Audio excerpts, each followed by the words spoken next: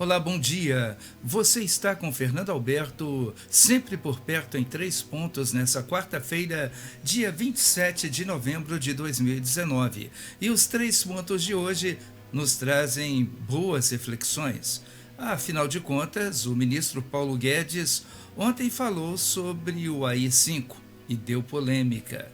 No meu segundo ponto, avaliação sobre o novo julgamento de Lula, agora pela questão do sítio de Atibaia, que já está acontecendo nessa manhã no TRF4. E o último ponto diz respeito ao fato de as possíveis clonagens incomodarem muito a nossa vida. Você já foi clonado no seu celular? Pois é, geralmente a gente fala de outros. Hoje eu vou contar uma experiência minha, nada agradável. E é recente. Já já a gente volta com os 3 pontos.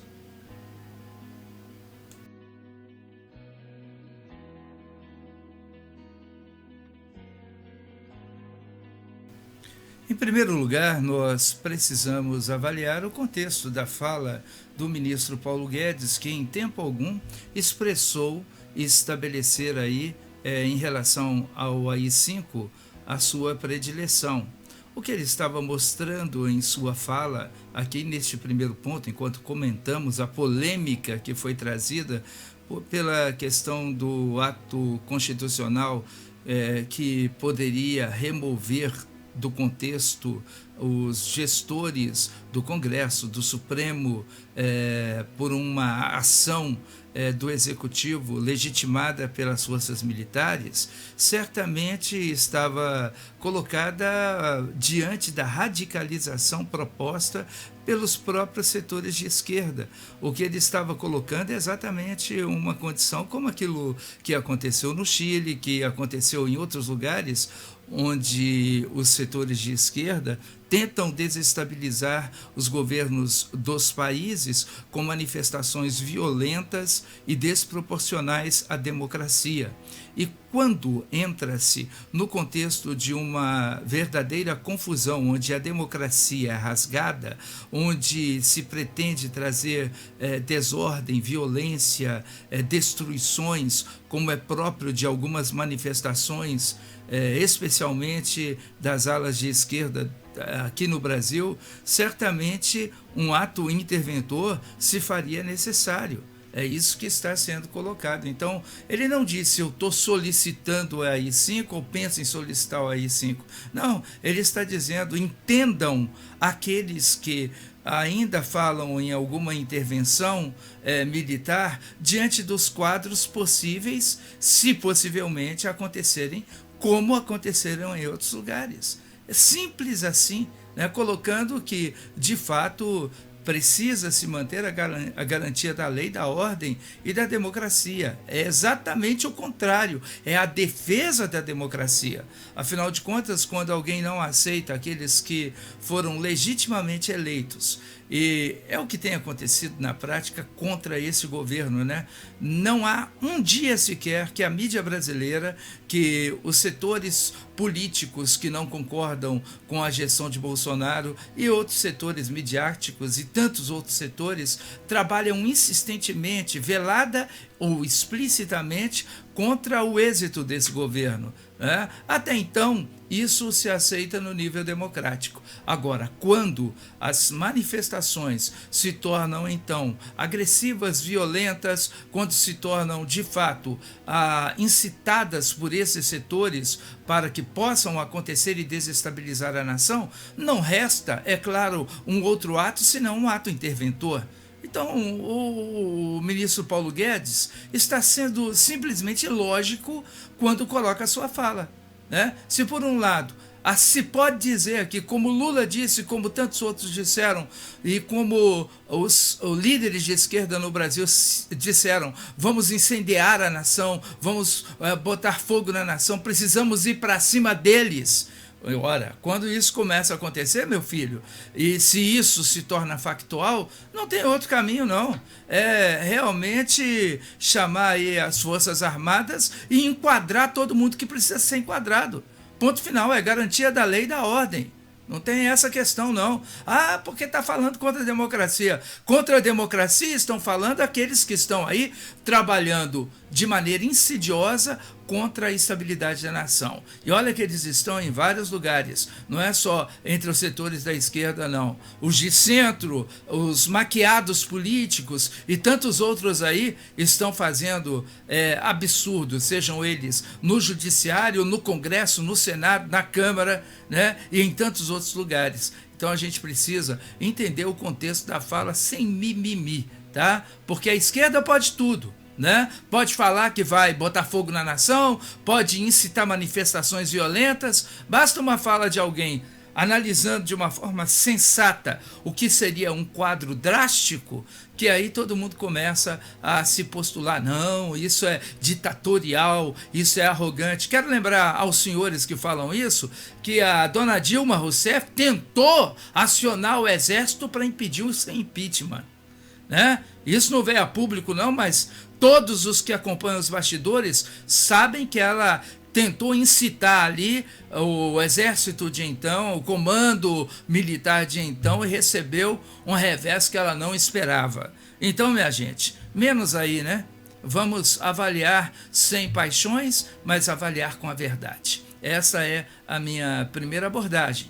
No meu segundo ponto, eu venho também trazendo um assunto bem especial, que é hoje o julgamento de Lula, mas daqui a pouco.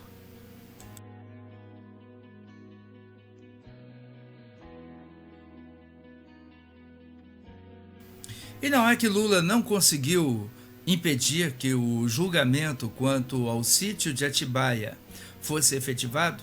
Hoje mesmo o TRF4 está efetivando já esta abordagem desse julgamento quanto aos fatos ocorridos ali relacionados na propriedade do sítio de Atibaia. E provas sobejam de que Lula, de fato, era o proprietário desse sítio e recebendo como parte das propinas, especialmente ligadas à OAS. Né? Mas também tem o dedo da Odebrecht ali também. Né? Na verdade, hoje nós temos aí o Ministério Público Federal, inclusive, recomendando o aumento da pena no tocante ao sítio de Atibaia. Né? Nós temos acontecendo então no TRF4 e esperamos que realmente nós tenhamos mais uma condenação deste que se julga aquele que é o homem mais ilibado da nação. Esse é apenas o segundo processo que está sendo objetivamente julgado. Né? É a segunda causa contra ele que está sendo julgada, e isso significa julgamento em segunda instância, mais um julgamento em segunda instância. Na realidade, apesar de ele ser condenado, né, e essa condenação acontece, e de fato, acontecendo essa condenação, o Lula vai também estar incriminado nesse processo com a pena que já existe de 12 anos, e deixa eu pegar aqui exatamente a dosagem da pena, né, atribuída a Lula nesse processo. Estou aqui na página que nos fala sobre isso. E 12 anos e alguns meses, mas há um pedido de aumento, inclusive, dessa pena relacionado ao que acontece ali no julgamento no TRF4. Eu diria a você que o natural é que nós tenhamos, pelos procedimentos que nós temos visto do TRF4, será realmente um julgamento severo, né? E todos nós esperamos que isso de fato aconteça. Fica aí então a pergunta: mais um julgamento em segunda instância? Se condenado, ele não volta para a prisão, não volta por causa da decisão daqueles que o blindaram, né? O Supremo Tribunal Federal Brasileiro, né? Que além de liberá-lo e fazer todo o esforço para que isso acontecesse, tem também liberado outros criminosos ligados à Lava Jato para que a execução de pena só se dê após trânsito em julgado, considerado trânsito em julgado depois de todas as apelações possíveis às instâncias máximas, né? Aí caindo lá no Supremo, com esta configuração, você já viu no que vai dar, né? Com a configuração onde estão presentes Gilmar Mendes, Lewandowski, Toffoli e Celso de Mello, dentre outros que têm ali um apreço especial pelos bandidos de colarinho branco. Então, meu filho, certamente a gente não vai esperar muita coisa não, né?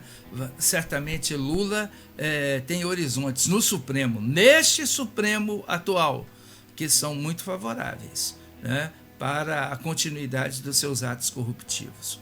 Que eu esteja enganado em tudo isso e que a gente tenha hoje, dentro do TRF4, certamente uma ação ilibada de julgamento, como nós esperamos de todos os juízes da nação.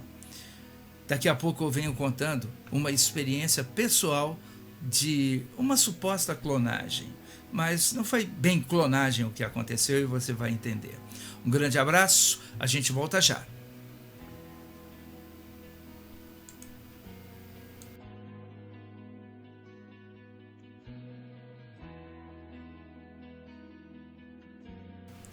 Então, você já foi clonado de alguma maneira? Espero que não, né?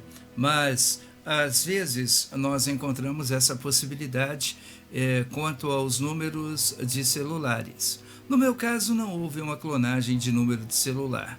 Aliás, alguém clonou o meu perfil, colocou a foto do perfil que eu utilizo no meu WhatsApp e a foto que eu utilizo está junto com a minha esposa, eu e a minha esposa, e esta mesma foto com a seguinte chamada: Pastor Fernando Francisco Beltrão, constante do perfil de um outro aparelho celular que não tem o meu número.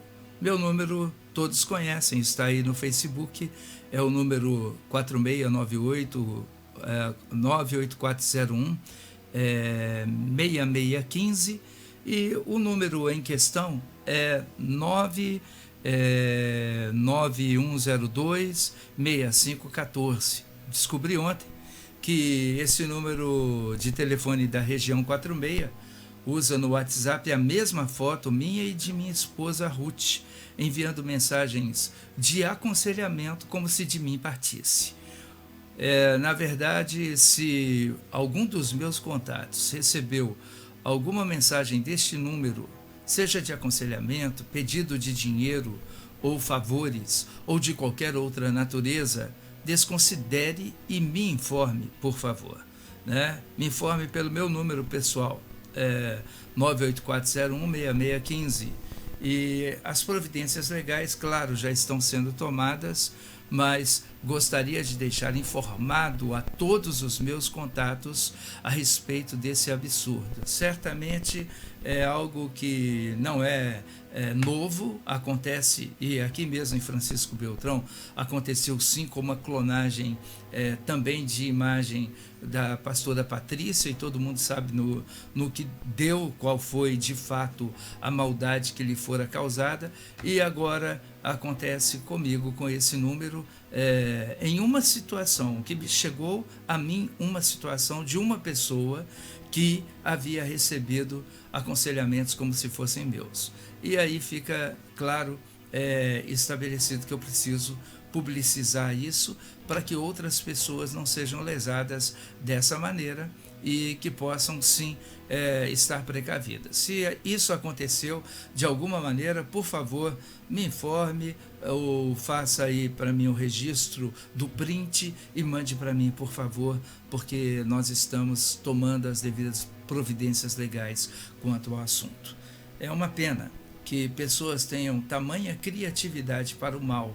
Eu sempre falo isso, tem muita gente que tem criatividade demais. Se aplicasse tal criatividade para realizar coisas boas, para efetivar o seu potencial na direção de coisas abençoadoras, como não enriqueceriam, não prosperariam, né, sem caminhar pelo viés da ilicitude. Sinceramente, não sei qual o propósito desta intervenção, mas como é algo que está recheado de ilicitude e me atinge diretamente, eu trago aqui a público para que os meus contatos e todos aqueles do universo dos meus relacionamentos estejam precavidos com relação a essa situação. Muito obrigado pela sua atenção. Vamos estar de olho no TRF4 hoje, no Supremo Tribunal Federal, quanto aos dados sigilosos, né? E nessa fala aí do AI-5, Rodrigo Maia ficou nervosinho, Alcolumbre. Só quero lembrar que Rodrigo Maia e Alcolumbre não estão vivendo nenhuma experiência democrática. Aliás, se respeitassem a democracia, estavam colocando com ênfase dentro do Senado e dentro do Congresso Nacional a proposta de prisão em segunda instância como todos os brasileiros a desejam e não como eles querem fazer. Eles têm implicações diretas com relação a isso aí e certamente estão trabalhando para se livrarem. Quanto mais postergarem o assunto, mais chances de livramento tem pela frente. Eles estão olhando para o seu próprio umbigo.